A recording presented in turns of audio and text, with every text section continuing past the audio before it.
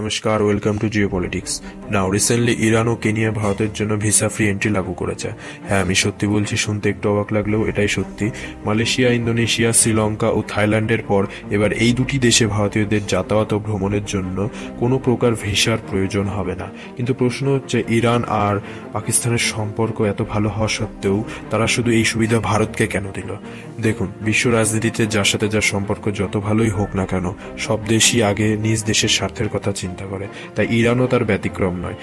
যেহেতু করোনা মহামারীর দরুন ইরানের অর্থনীতি প্রত্যক্ষ কিংবা পরোক্ষভাবে ব্যাপকভাবে বিপর্যস্ত হয়েছে, তাই তারা তাদের অর্থনীতি চাঙ্গা করতে ট্যুরিজম সেক্টরের দিকে বেশি করে ফোকাস করছে। যেহেতু ভারত এখন বিশ্বের সবচেয়ে জনবহুল দেশ এবং বিশ্বের সবচেয়ে দ্রুত গতির অর্থনীতির দেশ, তাই ইরানের কাছে ভারত এখন বিশেষ মর্যাদাপ্রাপ্ত দেশের তালিকায় রয়েছে।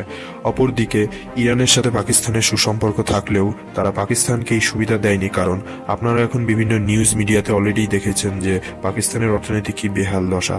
আটার জন্য কিছু কিছু জায়গায় গৃহযুদ্ধ লাগার মতো পরিস্থিতি। এই রকম অবস্থায় পাকিস্তানের মানুষ সব দেশ ছাড়তে বাধ্য হচ্ছে। আর এই পরিস্থিতির দাঁড়িয়ে ইরান, যে কিনা পাকিস্তানের বন্ধু দেশ, সে কি করে এক্সপেক্ট করতে পারে যে আটার জন্য যে দেশের জনগণ কারাকারি করছে সেই দেশের জনগণ তাদের দেশে এসে তাদের ট্যুরিজম সেক্টরকে এগিয়ে নিয়ে যাবে?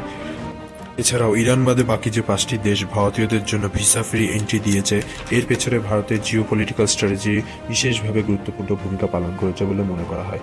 জাস্ট ভাবুন একবার, দুটি দেশ ভারত ও পাকিস্তান একই বছর 1947 সালে স্বাধীন হওয়া সত্ত্বেও ভারত আজ ডেভেলপিং এর দিকে ফোকাস করছে, অন্যদিকে পাকিস্তান জঙ্গিবাদ, সামরিক উন্নতি, গৃহযুদ্ধের ফলে সম্পূর্ণ ফেল কান্ট্রিতে পরিণত হয়েছে।